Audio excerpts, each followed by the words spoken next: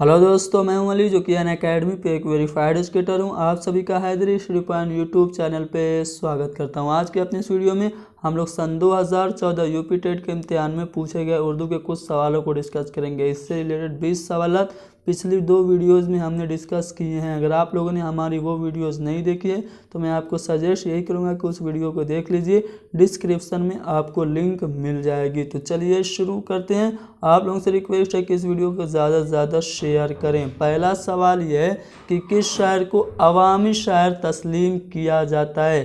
क्या इस्माइल मेरठी हैं, इकबाल हैं, फैज़ अहमद फैज़ या फिर नज़ीर अकबराबादी हैं? तो दोस्तों इन चारों ऑप्शन में जो नज़ीर अकबराबादी हैं इनको अवामी शायर माना जाता है, क्योंकि इनकी नज़मों में ज़्यादातर अवामी मसाइल हुआ करते थे।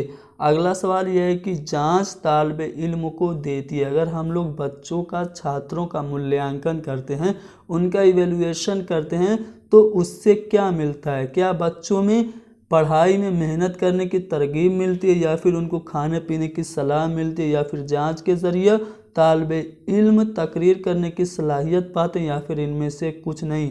तो जांच तालिब इल्म को पढ़ाई में मेहनत करने की तरगीब देती है। पहला वाला ऑप्शन बिल्कुल सही जवाब है। अगला सवाल है कि जांच के ज़रिए उस्ताद को पता चलता है। जब हम बच्चों का मूल्यांकन करते हैं तो हमें एज ए टीचर क्या पता चलता है? क्या हमें बच्चों के ज़हनी रुझान का पता चलता है, या फिर स्टूडेंट्स के समाजी रुझान का पता चलता है, या फिर तालिब इल्म की थिंकिंग और सोच क्या है उसका पता चलता है, या फिर तालिब इल्म ने कितना पढ़ा और कितना सीखा ये पता चलता है? तो जब हम एज ए टीचर बच्चों का इवेल्युएशन करते हैं तो हम ये जानते हैं कि बच्चे ने कितना पढ़ा और कितना सीखा। अगला सवाल यह कि एहतिसाम हुसैन का ताल्लुक़ किस दबिस्तान तनकीद से है? तो दोस्तों एहतिसाम हुसैन बहुत ही मशहूर व मारूफ तनकीद निगार थे, और इनका जो ताल्लुक़ है वो मार्कसी दबिस्तान तनकीद से है।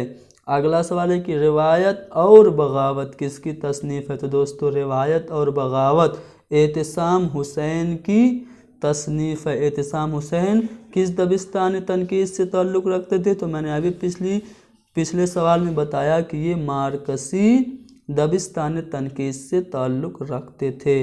अगला सवाल है कि रुबाई में कुल कितने मिसरे होते हैं? दोस्तों राबे से बना है रुबाई। राबे का मतलब होता है 4, यानी कि रुबाई में कुल 4 मिसरे होते हैं। अगला सवाल ये है कि शेरुल बयान किसकी मसनवी है? दोस्तों शेरुल बयान उर्दू की बहुत ही मशहूर व मारूफ और मकबूल मसनवी है, जो किसकी है? क्या हाली की है, दिया शंकर नसीम की है, मीर हसन की, या फिर चकबस्त की? दोस्तों शेरुल बयान, जिसमें एक इश्किया दास्तान बयान की जा रही है, ये मसनवी मीर हसन मीर की एक शाहकार मसनवी है। अगला सवाल ये है कि शेरुल अजम किसकी तसनीफ़ है? दोस्तों शेरुल अजम की बात करें तो क्या ये हाली की है, इमदाद इमाम की है, शिबली की, या फिर मोहम्मद हुसैन आज़ाद की है?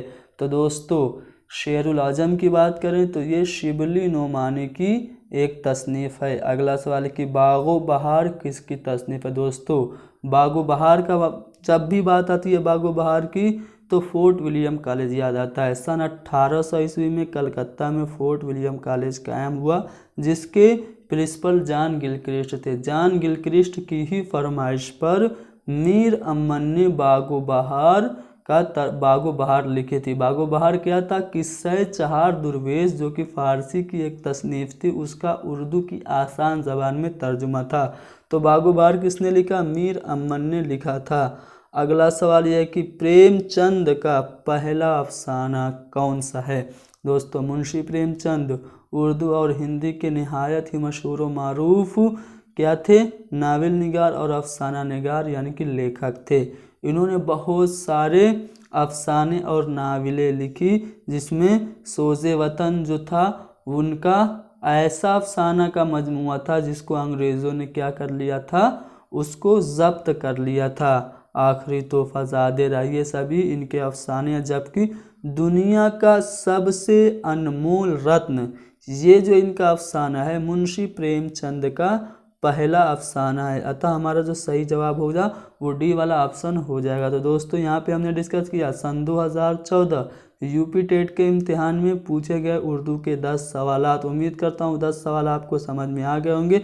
अगर आपको उर्दू का स्टडी मटेरियल चाहिए, PDF चाहिए, तो आप लोग मुझे व्हाट्सअप कर सकते हैं 72 75 54 98 90। व्हाट्सअप करके आप लोग स्टडी मटेरियल ले सकते हैं, या फिर आप लोग हमारे व्हाट्सअप के ग्रुप से जुड़ सकते हैं, जिसमें CTET और UP टेट से रिलेटेड ढेर सारी जानकारी और स्टडी मटेरियल अवेलेबल होते हैं।